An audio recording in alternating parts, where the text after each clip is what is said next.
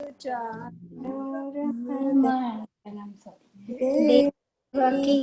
परमानंदं कृष्णं वन्दे जगद्गुरुं.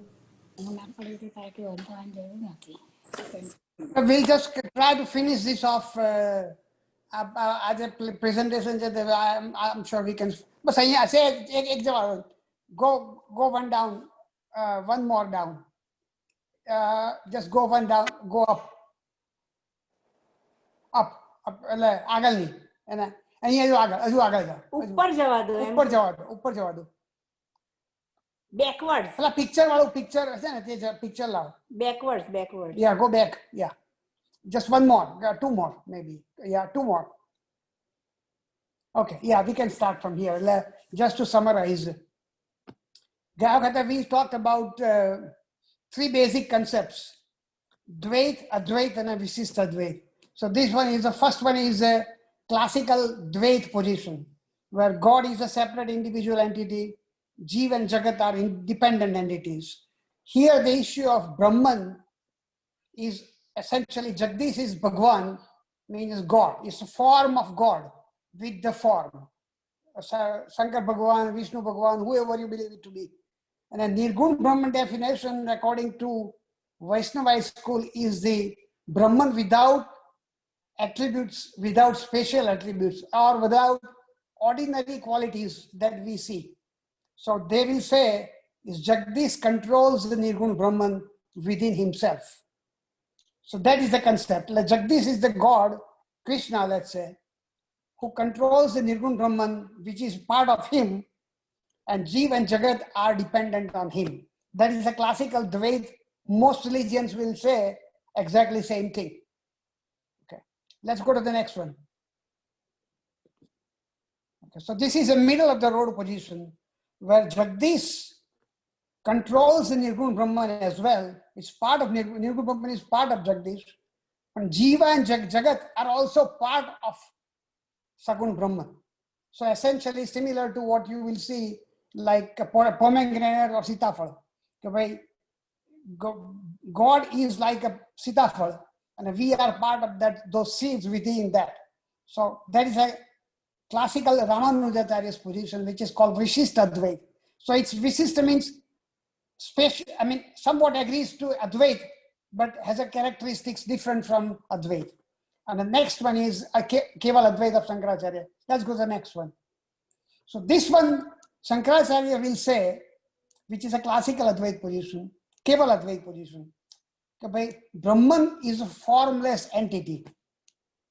It is a consciousness without any form, without any attributes. Bhagwan or Ishvara or God are part of that.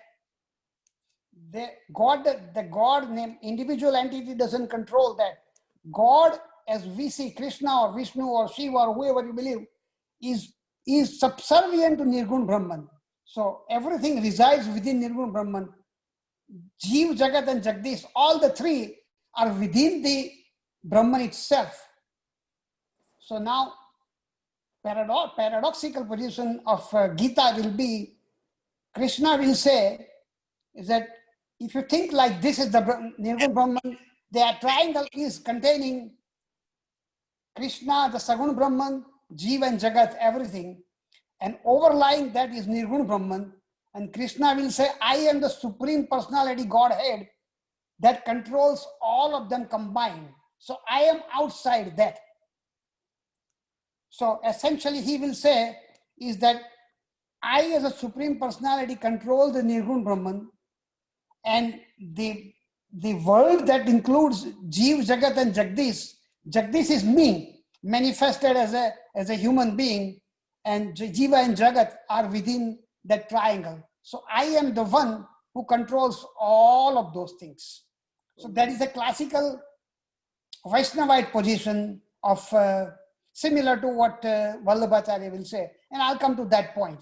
So there are basic difference between classical Advait, Keval Advait position and Vaishnavite. Basic difference, not going in difference between the Vaishnavite school itself, is this. Keval Advait says Brahman is Nirgun, formless entity. So it's a consciousness without any form.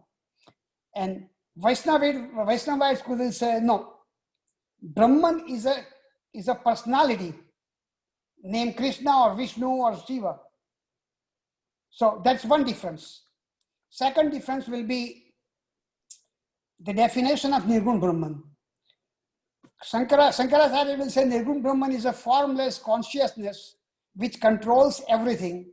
And Vaishnava school will say Nirgun Brahman means the one without spatial characteristics or one without ordinary qualities that we see in human being. So Sagun Brahman or Ishvara controls Nirgun Brahman, not the other way around. So that's the difference. Another difference is this. Shankaracharya will say Jeev and Jagdish are illusion that have come from because of Maya. So they don't really exist. They are an illusion within the Brahman itself. So they are like similar to what you will see in a snake in a rope or something like a mirage in the water. So once you get the knowledge, the snake goes away, the mirage water goes away. And what you find is Brahman itself. So that is the classical position of Shankaracharya. And the classical position of Vaishnava school in general will be, no, that is not true. The Maya definition of Maya according to Vaishnava school is different. Maya according to Shankaracharya is two things. One is projection, that means it projects wrong things. Like it projects snake in a rope. And second is concealment, that means it hides the rope and shows you the snake. So there are two characteristics. Vaishnava school will say, especially Vallabhacharya, is called Avirbhav and Tirobhav. Avirbhav means that Brahman has manifested itself as this world. So it is not an illusion. There is no Maya of like something that is not there and you see. It's not like that. Brahman has actually become this world. Brahman has actually become you and me, has manifested as you and me. Concealment part, they agree. Concealment is basically, they say, is that because we don't know our real nature, we believe that we are the manifestation, but the heart of it, we are within the proximity of Brahman or Sagun Brahman per se. So that part they agree, but they don't agree with the part that's an illusion. They agree with the part, they will say it is manifestation, not an illusion. So that's another part. Ask a question. Yeah, go ahead. Yeah. તમારું બંધ બંધ છે છે તમારું. Two questions. મારે બી question. Go ahead, Dino. Question number one. So according to the Keval Advaita, the triangle disappears as you become more and more educated and all the gnan occurs. Goes the away. triangles Precisely. disappear. Yes. While in Vallabhacharya, no matter how much gnan you get, the triangle doesn't disappear because Brahman is above, not above. It's beyond three. It's not, there is no line demarcation. Yeah. Yes, you are right. Gnan shows you that you are a fraction of Brahman. You have emanated from Right. Brahman, but it shows you that you are not Brahman. So the knowledge is, the definition of knowledge is different. Vaishnava school will say, knowledge is to know is that I am part of the Brahman, or I'm a manifestation of Brahman. But it will say that the true knowledge is not that you know you are Brahman. Second part. Yeah, you can taste the candy, but you Yeah, cannot be absolutely the right. candy. બીજો સવાલ? Okay. But all right. that's it. Rajni Bhai has it. તો Rajnibhai. going, હા રાજનભાઈ, આ કેવલ અદ્વિતીયની વાત તમે કરો, એમાં જે ટ્રાયેંગલ ની અંદર તમે જીવ ને જીવ લખ્યું છે. Right. એટલે Right. આપણે I'm just putting it as if like you and me are different jivas, basically.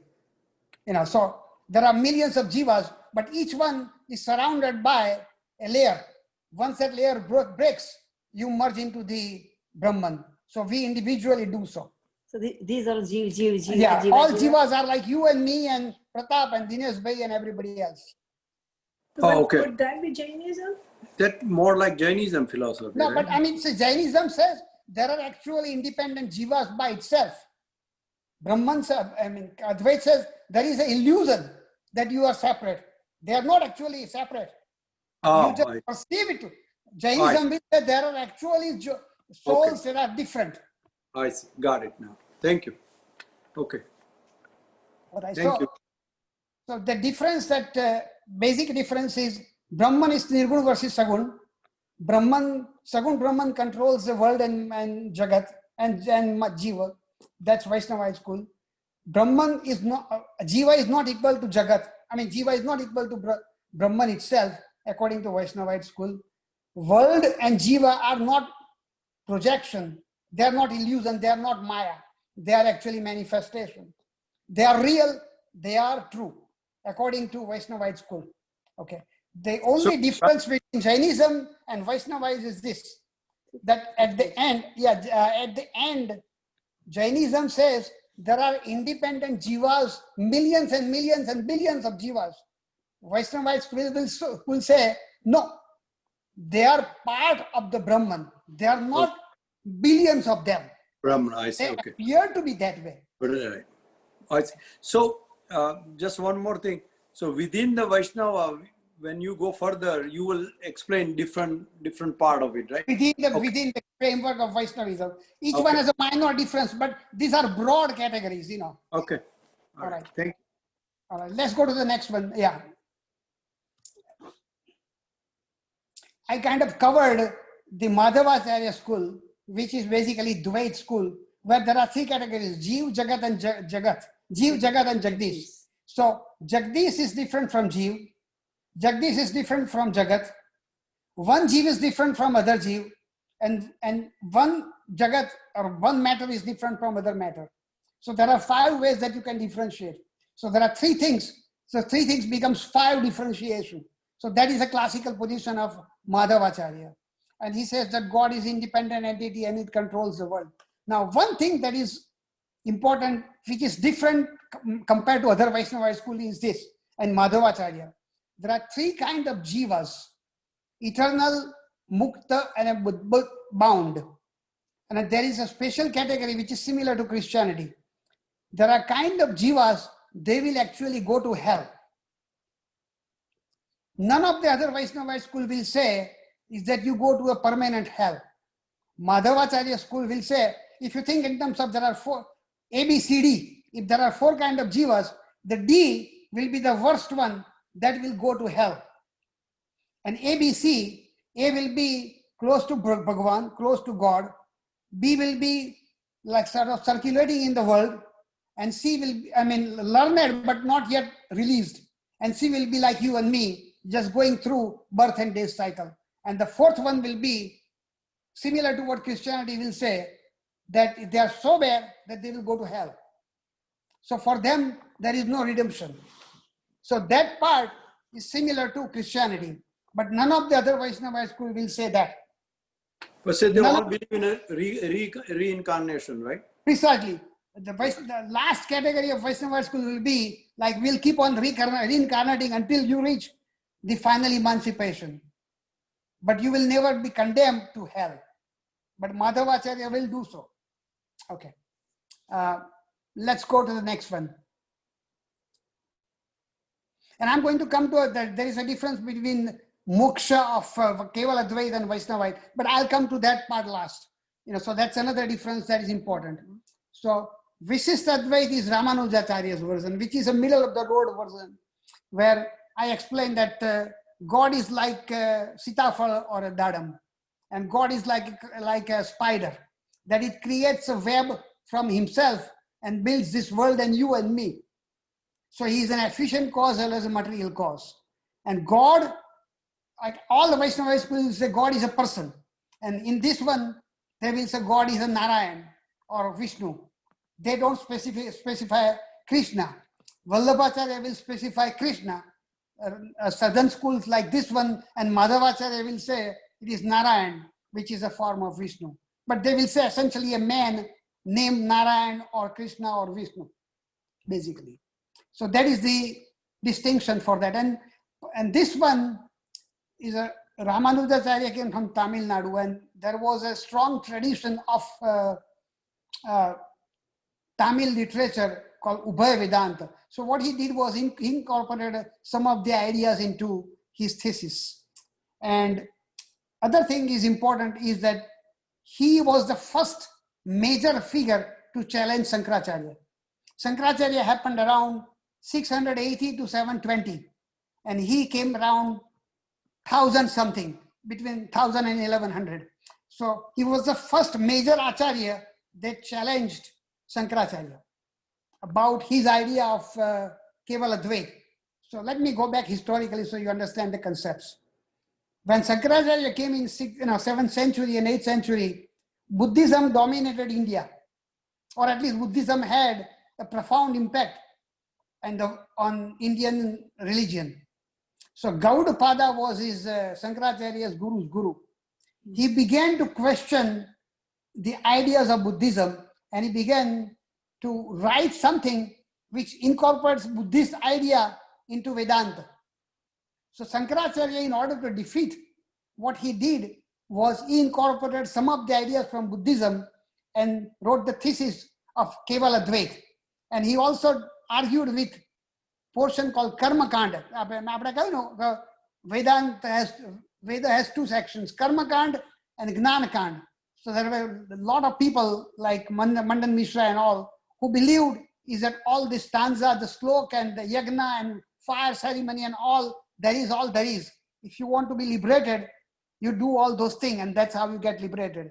So he challenged that also, saying these are all preparatory things. The true emancipation or true moksha comes by knowledge. And knowledge is that I am Brahman. And that his view was Brahman was similar to Buddhism, which is a formless reality. Buddhism didn't have a Brahman concept, but if there is something, it's formless. There is no form. So that was the idea. So another several hundred years passes by when the Bhakti school began to counter the argument of Shankaracharya.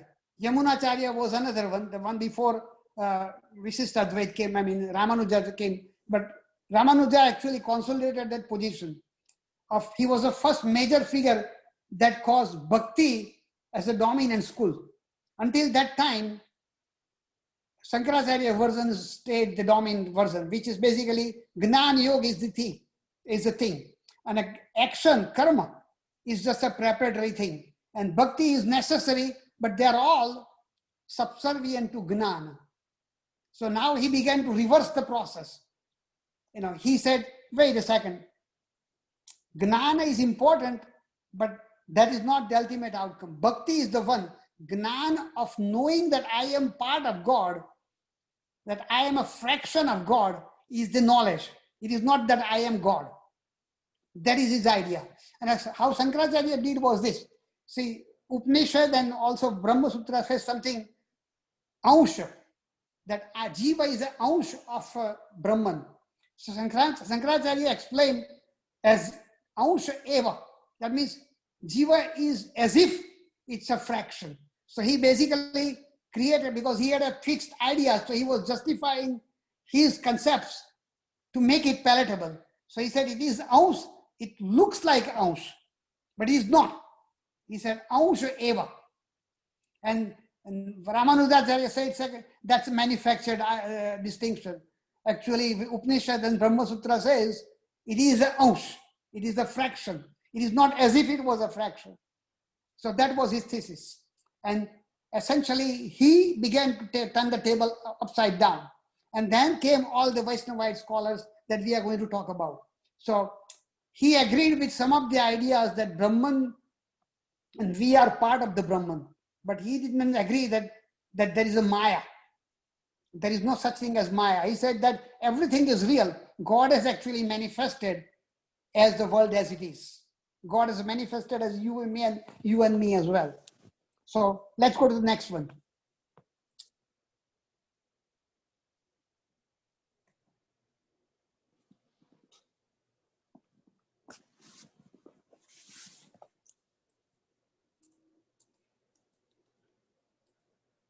Okay, now this one is called Nimbarkacharya, which is called Ved Abed. Now, before Shankaracharya came, there was a guy named Bharata Prapancha. Maybe in 3rd century, 4th century, somewhere in that time frame. He had come up with this, some of these ideas, which says that, like he example, he used this something like this: the rope or the snake is straight as well as curved. So depending upon where the snake is, he may be looking straight line or he may be coiled up. So Brahman can be both. So he basically said Ved Abed means it is different as well as same. So Jiva and Jagat are somewhat different but somewhat same too.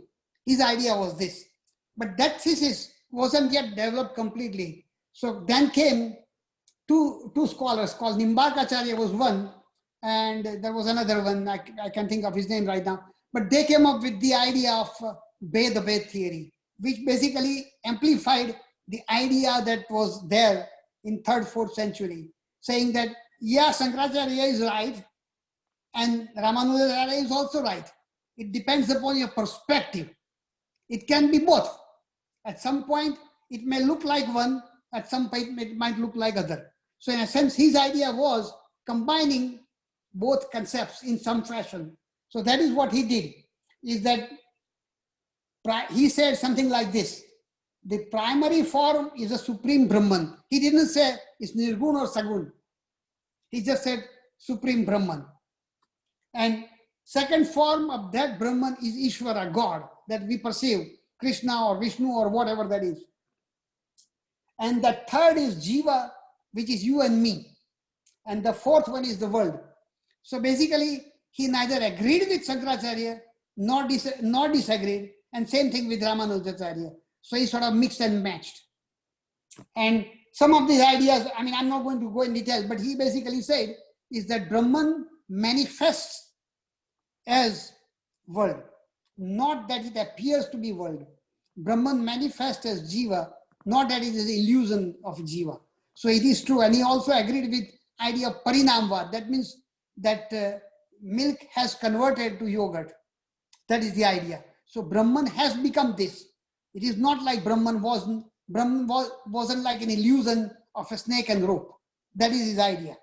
So, I mean, there are minor differences between those, but that's another major school of Vaishnavites. Let's move to the next one. So there's the Ved Abed. Ved Abed. Ved means difference. Abed means non-difference. So basically he said in some respect there is a difference. In some respect there is no difference. Okay. Now, Hare Krishna, Hare Ram movement is this one. Achintya Abhed of Chaitanya Mahaprabhu, the guy in Bengal. You know, he also, one more important thing.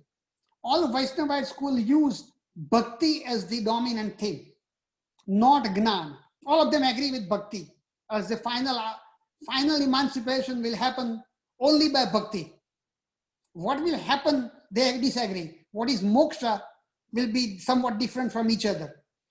Shankaracharya will say, Brahma Satya Jagat Mithya. So that means Jagat is Mithya, means is illusion or is dependent reality. All Vaishnavite school will say, Brahma Satya Jagat Satya. So both of them are true in general. Now Vedabad will use both of them, but most of the Vaishnavite school will say, Jagat is Satya. There is no Mithya. Mithya they will define, Shankaracharya will define Mithya as an illusion.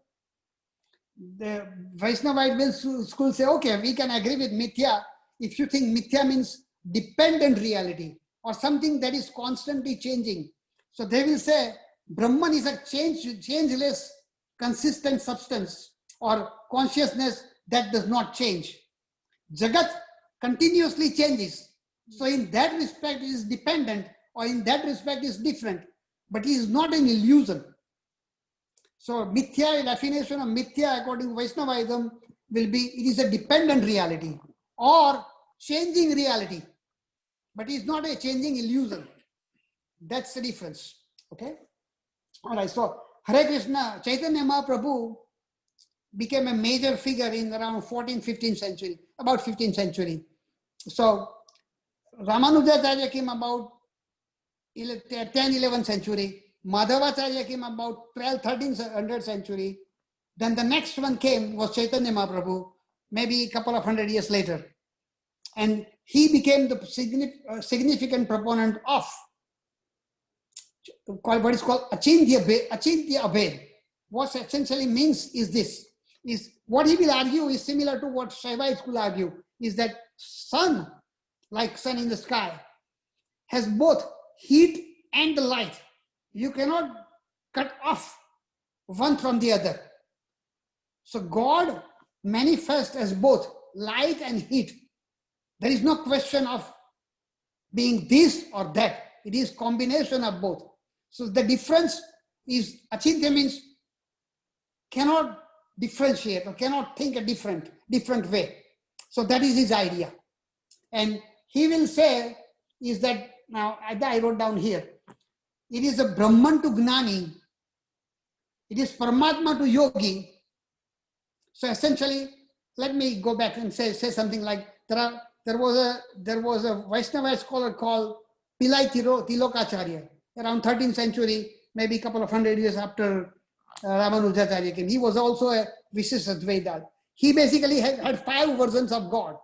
One was Supreme Personality of God, which is Narayan. Underneath that was Akshar Brahman. Underneath that was Vishnu or Krishna. Krishna is a manifestation of Supreme Personality of God, Vishnu. And then underneath that was Jiva and Jagat. So he said there are 5 levels of reality. Ultimate reality, personality of Godhead, which is Vishnu. Then is a Brahman. Then there is a God or man named Krishna. And then you and me, and then world. So that is how differentiated that. So from point of view of Ajinta Ved, if you are a yogi, you will see experience Paramatma. That means if I am Atma, he is Paramatma. He is the supreme of what I am. And then that same Paramatma will manifest to you in his all glory as a Bhagwan in the human form, like Krishna. And also he says something like, Trilokacharya says something called, Bhagwan also manifests in Ark. Ark means Murti. So by apna mandiro putai che, we sort of consecrate, right? Ke Murti ni andar Bhagwan ni sthatna karwani. So the idea is that Akshar Brahman will come and manifest itself in the form of the Murti that you have in the temple. So that's a consecration, and that is very, very common in South India. So that tradition came from Ramanujacharya and Madhavacharya. Apne Murti ni je consecration થાય છે ને આપણે બધા જ મંદિરમાં મંદિરોમાં, that is the idea by Brahman manifesting itself in the form of a Murti in the temple. So that's a way to differentiate. So for him, from Chaitanya Mahaprabhu, if you are a Gnani, you will experience Brahman. Brahman in the sense of Nirgun Brahman. If you are a yogi, you will experience the Paramatma. And if you are a Bhakta, you will experience Bhagwan in the form of God. And the example is something like this. You know, there's a funny story. There's one guy is praying to Ganpati, Ganesh, every day. Ne peli puja kare, ne agarbatti salgaave, ne બધું કરે. ને પછી રોજે કે મને આપો જે બી whatever. તો પછી મહિનો 2 મહિના થયા પછી કે હું તને રોજે આટલા બધી મૂર્તિ આટલી બધી અગરબત્તીઓ સળગાવું છું ને તને કશી આટલી સુગંધ સરસ આપું છું ને તું કશું કરતો નથી તો હું તારા નાકમાં આપણે રૂ મૂકી દેવાનો છું હવે હું.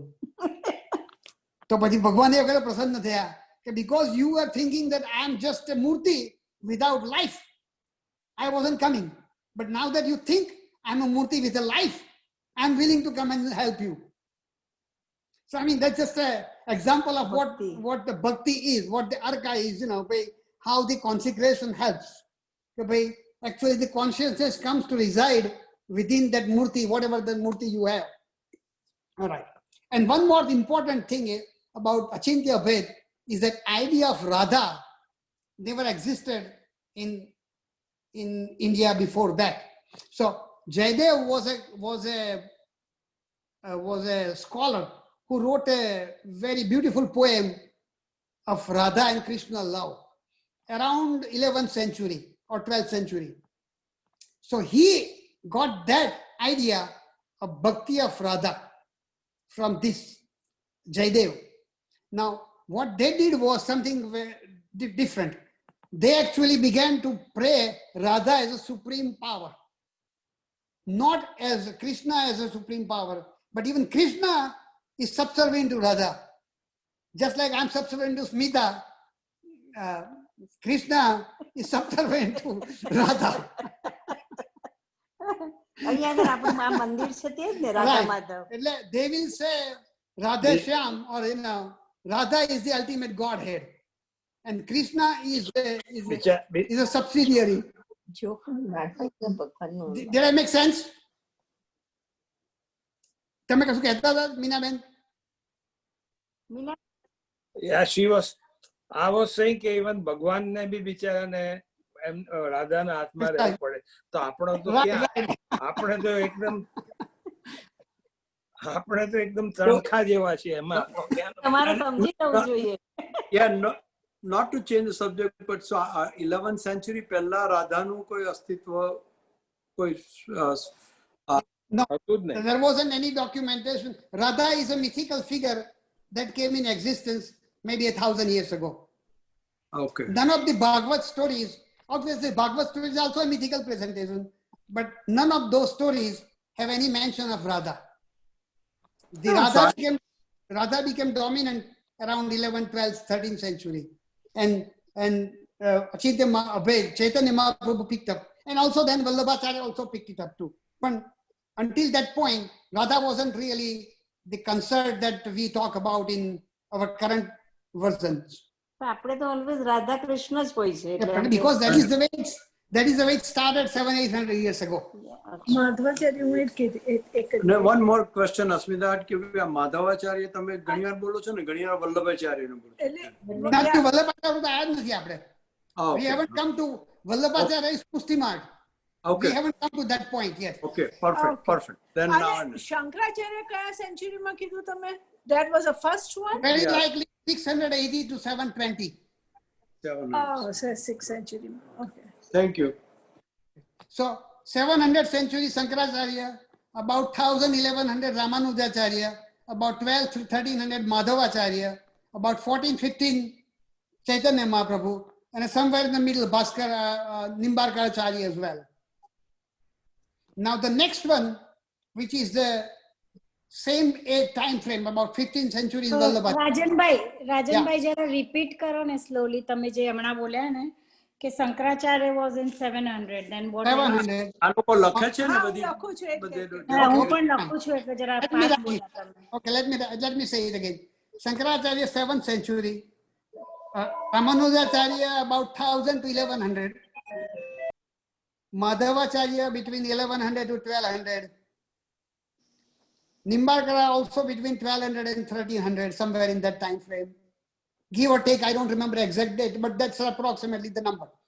And then Chaitanya Mahaprabhu. So Chaitanya Mahaprabhu.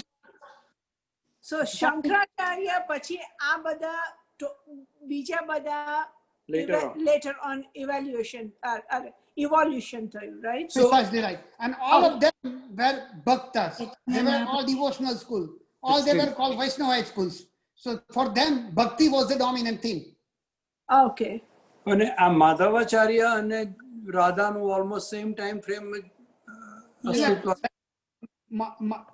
Jayadev was a poet who wrote a poetry. So that idea began to be incorporated by Chaitanya Mahaprabhu. Madhavacharya didn't mention Radha. Oh, okay. But it's the same time frame. I mean, just about them. 100 years one way or the other, yeah. Yeah. I mean, conceptually speaking. Roughly, right, yeah. So Rajan bhai, then Radha came after Krishna, and that is Madhavacharya, correct? Chaitanya Mahaprabhu. Chait- Okay. And before Shankara, there was no concept of Radha. Brahman or God. Before Shankara, there was no concept of any.